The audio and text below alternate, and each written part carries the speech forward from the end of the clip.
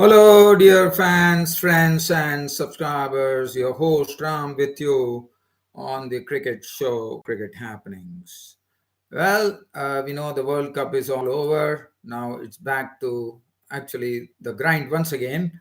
The matches that are going on. India touring New Zealand. They're playing the T20 matches there, T20 series. Australia and England are locked in a ODI series in Australia. Afghanistan is touring Sri Lanka. The team has been announced. We'll have a sneak peek at that. But firstly, also have to say some events in the past week after India actually suffered a reverse in the semi-finals and were out of the competition. The board of control for cricket in India decided that the selection committee, which was led by none other than the former pace bowler and pace bowling all rounder Chetan Sharma, the whole team was actually sacked. So basically, BCCI has decided after their findings. Roger Binney is the one who actually heads the is the main man now as far as BCCI is concerned, and he has one does not know like what's gone on. But I thought it has been a bit harsh. Chetan Sharma has been the head of the selection committee not for a long time. He has not even completed. I reckon even a 1 year has been completed. I understand that India lost the World Cup. But I believe that I think it was a bit harsh on the Indian selection committee. Let's also understand that India came all the way till the semi-finals. And also, let's understand one more thing that India did not have Jasprit Bumrah in the ranks. And we all know Bumrah, what a big difference he can make when it comes to international cricket. And also, Ravindra Jadeja, another very big utility player for India, who brings all his whole all round job. He does an all round job with bat, ball, and field. And this person was also missing. So I believe, I think the BCCI. I feel the sacking of the. Going for holding the selection committee actually responsible for India not even coming into the finals of the World Cup, to me, really is not something that, as a cricketing enthusiast and as a cricketing host and a fan myself, I believe it has been a bit harsh on the selection committee. But I'm sure there are new faces. So India, the BCCI is looking out for a new selection committee. I'm told the former Indian leg spinner Lakshman Sivaramakrishnan and also a cricket commentator Lakshman Sivaramakrishnan has put his hat into the ring. Nayan Mongia, the former wicketkeeper of India, has also put his hat into the ring. Salil Ankola, the former pace bowler from India, has also put them. So they have decided to apply for the Indian selection panel. Wish them good luck. So that is one thing I wanted to talk before I actually start off my cricket proceedings. But let's talk about the New Zealand Indian tour of New Zealand and India. The first T20 was washed out, but the second T20, it was Suryakumar Yadav of India, who is not only he's a 360-degree player, everyone knows about it. And today he totally washed away New Zealand's hopes as India won the second T20 by 65 runs.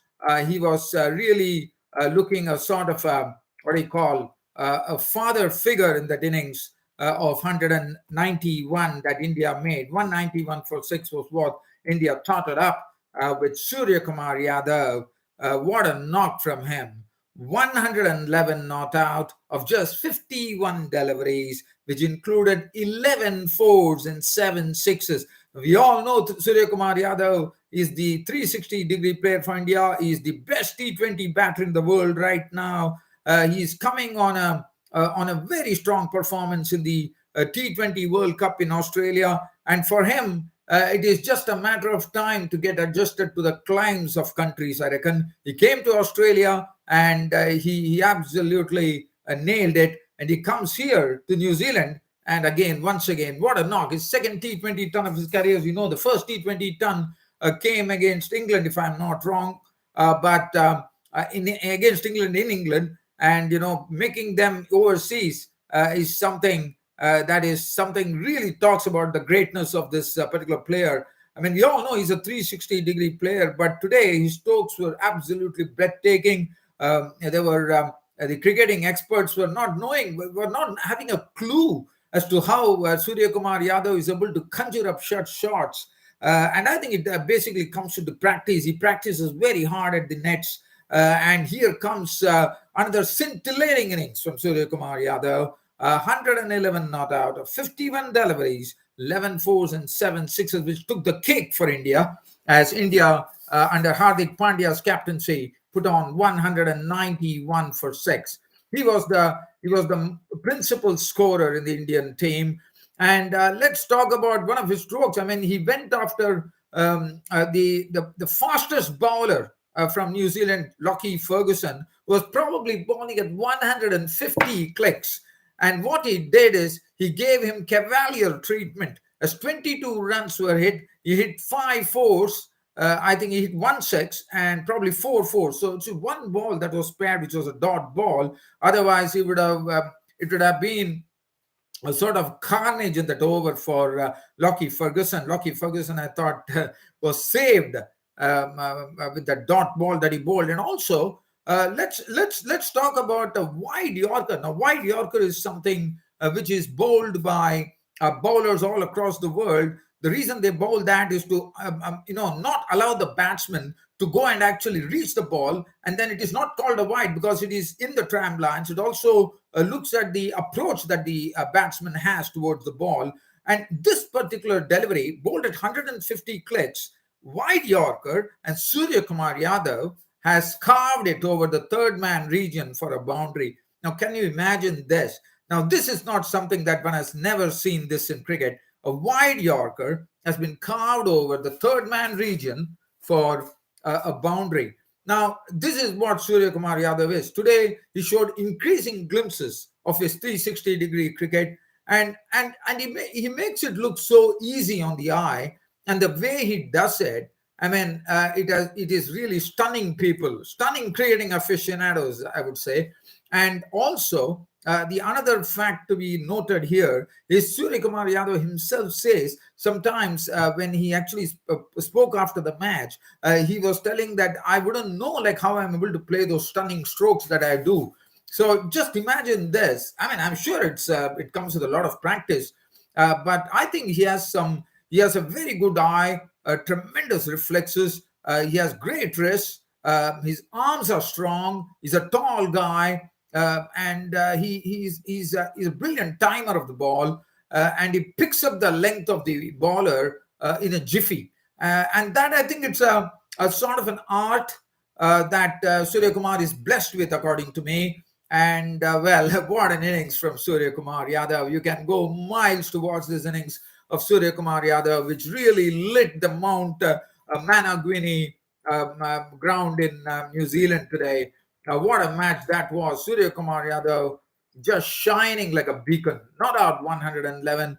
And, I think India is really blessed to have a batsman with a 360-degree cricket.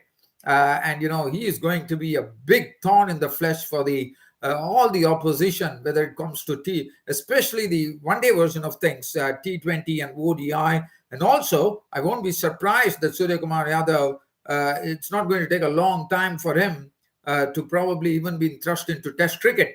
I wouldn't be surprised because he does have the defense as well when it comes to it, which you have seen it in the IPL. So if you look at that card there, Ishan Kishan was the next highest scorer with 36 of 31, which had 5 fours and 1 6 in it. Rishabh Pant, opening the innings, was an early goner. Now, Lockie Ferguson, the pace bowler, was the one who was a good catch taken by Saudi, and there was a short and wide one, and Pant with a very hard slash at it, and Tim Saudi took a good catch of the bowling of Ferguson. So that was Rishabh Pant for you. Suryakumar Yadav, well, I've already spoken about it, the way he handled the New Zealand bowlers. It didn't matter whether it is pace and spin because his strike rate whether it is pace and spin, is the same. There is no difference in his strike rate against pace and spin. He plays them alike. If it is a spinners, he will tonk them down the ground. If the pace bowlers, he will use the width of the crease. He'll use his wrist to maneuver the ball into the gaps and probably over the gaps as well for sixes. So that's what Suryakumar is, a scoop, ramp, you call it. He has every shot in the book, which probably has not even been played by a lot of players in the cricketing history. Shreyas Iyer was hit wicket ball. Ferguson was a very, very rare side at that. Shreyas Iyer, he stepped onto his stumps. We've seen Hardik Pandya, who has a backlip, who goes on the back foot, uses the crease well. And again, this was Shreyas Iyer going deep into the crease, and probably his heel hit the stumps, and he was a goner. Hit wicket bowled Ferguson, and Ferguson, as you know, is a genuine pace bowler. So, and he was hit wicket. Pandya made 13, holding out. Deepak Hooda not, Washington Sundar not. And that was the end of the Indian innings, 190 for 6. Tim Southee, 3 for 34. Tim Southee at the end did something notable for New Zealand when he picked up a hat-trick. And this was his second hat-trick of his T20 career. 4 overs, no maiden, 34 runs and 3 wickets. Adam Min, 4 overs, none for 35. Ferguson, as I said, disappeared for plenty, especially from the blade of Suryakumar Yadav. 4 overs, 2 for 49. It was absolutely carnage out there when Suryakumar Yadav was facing Lockie Ferguson. Nisham 1 over 9. Yishodi 1 for 35, 4, and Santner's 3 overs cost him 27. Now it was the turn of the New Zealanders to actually take on the Indians and try to challenge that total, which was a good total under the circumstances, of 191. And let's have a look at the New Zealand card as to what happened. Kumar snapped up Finn Allen pretty early. He forced Finn Allen to go for a airy shot, which he does, and he normally he's one who actually takes full advantage of the power play. When he tried to whack a delivery from Kumar over the top, Arshdeep Singh took a good catch. He was gone for naught. Devon Conway contributed 25 before being a victim of the right-arm off-spinner who has come into international cricket after a long break after an injury, and he comes here and picks up the wicket of Devon Conway, who was gone for 25. He was caught by Arshdeep Singh. Once more, Arshdeep Singh probably has worked on his fielding, I reckon, because, as you know, in World Cup, he dropped a sitter against Pakistan, as you would remember. But looking at the 2 catches that he took, and I think especially the first catch that he took to dismiss Finn Allen, I think he has really worked hard on his catching and his fielding, I suppose. So that is good to know. That is good to say that Arshdeep Singh is learning pretty quickly in international cricket. Kane Williamson was the highest scorer. He scored nice 61 of 52 deliveries, included 4 fours and 2 sixes. Phillips was goner. I think Glenn Phillips was fooled by Chahal, as Chahal actually, Chahal would have been very relieved that after being benched in the World Cup, comes here and bowled a ball just much slower in the air, and Phillips had an hoik at it, and the ball turned away and crashed into his middle and off stump. So that was the end of Glenn Phillips. Is the most dangerous player there with his current form. And then it was a master stroke from Hardik Pandya, the captain. He's your 6th bowler, and Deepak Hooda. What a master stroke from Hardik Pandya. He decided to thrust Deepak Hooda into the mix. And one does not know what was the motive behind it, but it worked wonders, because if you look at the score there, when Glenn Phillips departed, the score read 69 for 3 in 10 overs, and probably it would have been a risk, I suppose, but he decided to take the risk. And look at what Hooda did. He picked up 4 wickets for 10 runs. I'm sure it is his best bowling analysis in T20 cricket. Mitchell actually holed out to Deepak Hooda. And also, considering that this is a short ground, I think it was a gamble, according to you, because the shorter boundaries here, I thought, in fact, I would say that Hardik Pandya probably took a gamble here, and the gamble probably prospered. That's what one could really talk about this. James Neesham was a victim of Chahal for naught. Mitchell Santner was caught and bowled by Mohammad Siraj for 2, and then it was an absolute procession as Huda cleaned up the tail big time. It was not a hat trick, but everyone tried to take Huda because of the shorter boundaries, probably tempted to hit him over the top or into the terraces there. And if you look at the fall of wickets, the way Huda actually picked up the tail, you could still see Sodhi danced down the wicket to Huda. Pant did the rest. He stumped him. Tim Sadi was again caught by Pant of the bowling of Huda, and he tried to move to the offside and sliced it. But I thought Pant took a good catch there, and that was the end of the New Zealand innings. So New Zealand losing the match by 65 runs, and I thought it was an absolute gamble taken by Hardik Pandya, which absolutely worked wonders for India. And India have started on the right note here after the first one was washed out. The second match in Mount Managrini going India's way, 1-0. The final match of the series comes up, so that should be the decider. Either New Zealand actually goes and levels the series, or it is an Indian victory. Bhuvneshwar Kumar, 1 for 12. Harshdeep was a bit costly, none for 29. Siraj bowled very well, 4 overs, 1 minute, 224. Sundar, 2 overs, costly, but he got the wicket of Devon Conway, which is a good one. And then Chahal, I thought, bowled superbly, 4 overs, 220. But Deepak Huda, 2.5 was no maiden, 4 for 10. And as I said, what a master stroke from Hardik Pandya, probably taking the risk, and the risk paying rich dividends for India, as Deepak Huda finished with his best T20 figures of 4 for 10 runs. Now, the next match we are talking about, England versus Australia. Well, I can just say Australia are in the driver's seat right now in the ODI series that's happening in Australia. They have won the first 2 matches or 3 matches. So basically, they have won the series. So Australia have already won the series. The third one will give England, the World Cup, T20 World Cup champions England, an opportunity to salvage something there. And as you know, T20 cricket is different, and one-day cricket, both are different forms of cricket.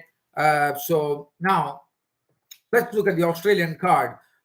If you look at the first match that Australia played, you would see that Stephen Smith was instrumental in playing a knock, which for a long time coming, it finally came, and they won the match. But looking at Stephen Smith, that was his first match that he played, and one knew that Stephen Smith has this shuffle towards the off stump. I have always felt when Stephen Smith was playing, even though we know that Stephen Smith has played a lot of great innings, he's a wonderful player, but I've always felt that shuffle that he has probably makes him more susceptible to even LBW decisions or something like that. But here, I'm very happy to see that Stephen Smith has changed his approach. There's no shuffle towards the off stump now.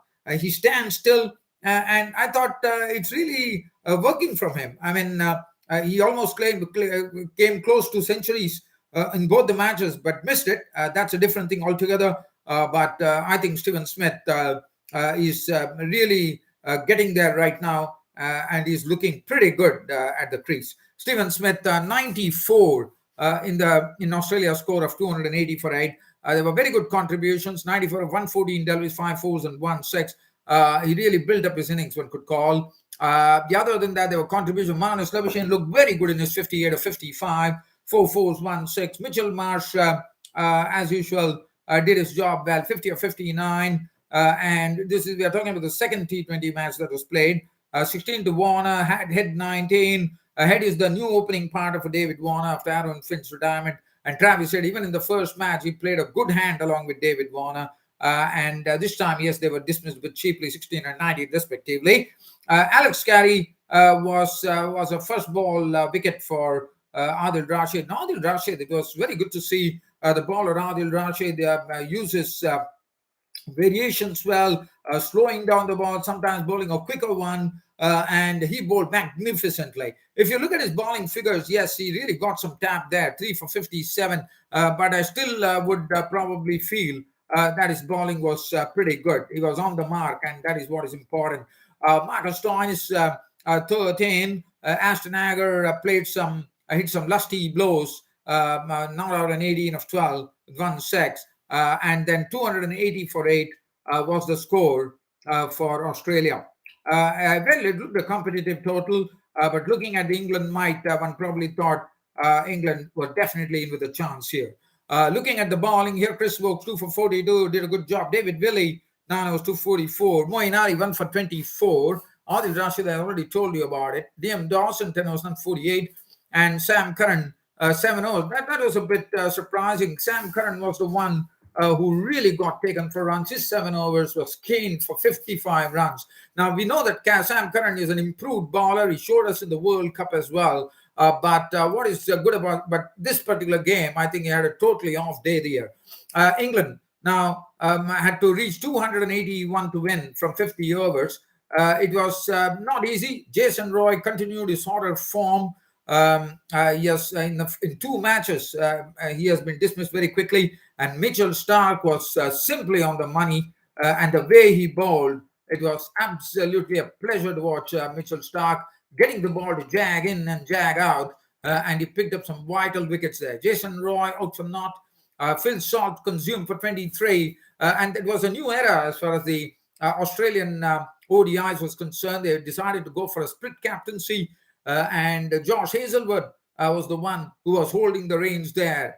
He's the one who was leading the team, and I would have been very happy in his first match. He got a victory under his belt. David Mallon, unlike the first match where he scored a century, was clean bowled by Mitchell Starc for naught. James Vince played an attractive innings. Now, that was the time when England were really struggling. The 3 wickets were into the hut for 34 after 5.1 overs. And we had James Vince and Sam Billings at the crease. Now, definitely they needed someone to actually build a partnership there. And it came in the form of James Vince and Sam Billings, who built up the partnership. And they took the score to the 28th over. James Vince's contribution being 60 of 72, 3 fours, 2 sixes. Sam Billings played a wonderful hand, 71 of 80, 3 fours and 2 sixes. But after that, it was England. After once James Vince and Sam Billings were gone. In fact, Moeen Ali came in. He was gone for 10. Vince was the first wicket to go. LBW Hazlewood. And then Zampa started showing his tricks. Particular pitch. Billings was bowled by Zampa for 71. Moeen Ali was bowled by Zampa for 10 of 4. Wokes was bowled by Starkey for 7. Curran was out for naught. So suddenly for England with this batting lineup, which bats all the way down to Adil Rashid, suddenly I would say catapulted as the Aussies started picking up wickets after. That was the only sole feature for England. James Vince and Sam Billings. Other than there was nothing really to talk about. Dawson, was there in the center doing something or the other to get to 20 of 21, 1-4-1-6. Willie was bowled by Starc for 6, and Willie and Starc picking up 4 wickets just to prove a point there after being benched in the World Cup, as you would remember, against Afghanistan. 208, and that was the end of the match. And as Australia won the series, it was a wonderful victory for Australia. They won the match by 70 runs. I'm sure they will be very happy with the effort and the way the commitment shown by all the players, the Australian players. Mitchell Starc, 8 overs, 147 runs and 4 wickets, bowled magnificently. Josh Hazlewood on his first stint as the captain of the Australian cricket team, 7 overs, 2 for 33. Ashton Agar got a bit of a tap there, none for 41, 7 overs. And one would have expected Ashton Agar to bowl much better on a responsive pitch here. 5 overs, none for 29 for Marcus Stoinis. Adam Zampa did a wonderful turn for himself, 9.5 was on maiden, none for 445. And Mitchell Marsh, 2 overs, no maiden, none for 12. So that was the match situation as far as Australia and England were concerned. There was one final match, and England could salvage something there. Just a very sneak peek at the Afghanistan tour coming up of Sri Lanka. 3 ODIs going to be played between Afghanistan and Sri Lanka in Sri Lanka. And if you look at the team composition, the team that has been selected, they have a new captain. Hasmatullah Zaidi is a wonderful batsman, as we know. He can stabilize innings, can play the strokes. Hasmatullah Zaidi is the new Afghanistan captain. Mohammad Nabi, as you know, has already given up the captaincy, as you would know. Ramunullah Gurbaz is the wicketkeeper, very dangerous bat at that. Ibrahim Zadran, Riaz Hassan. There's some new faces has been pushed into the mix. Rahmat Shah, Najbullah Zadran, Mohammad Nabi, Azmatullah Omar Zai, Ikram Akil, Gulbuddin Naib, Rashid Khan, Shahidullah Kamal, Ziaur Rahman, Fazali Faruqi, Farid Ahmed, Amin Ahmed Zai, Noor Ahmed, Mujibur Rahman. And out of this, there are two players. One player to watch would be the spinner. One is Naib, but Noor is the Gulbuddin Naib. As you know, in the last World Cup, he was the captain, as you would remember. He's all around his back, and he showed in the. I think Gulbuddin Naib should be a good part of the Afghanistan team because he's a very muscle man. I mean, he can really back those big ones, and the left arm wrist spinner Noor Ahmed is someone to watch. I mean, he's getting his first break here, I would reckon, but he has been playing in all the T20 franchises all over the cricketing world, and he has done a wonderful job there. Yes, watch out, Sri Lanka. Noor is a very, very good bowler. It's a wrist spinner. His Chinaman will be something which will be watched, and I think that's a good break, which is coming in for this bloke, this young bowler by the name Noor Ahmed in the team. Well, dear fans, subscribers, I hope you all loved the cricket broadcast as far as today is concerned. Sorry that, folks, that I could not come yesterday. I was busy with some commitments here. But again, look forward to seeing you all once again on on Saturday next week. Until then, it's goodbye from me, your host Ram, on the Cricket Acting Show. Thank you.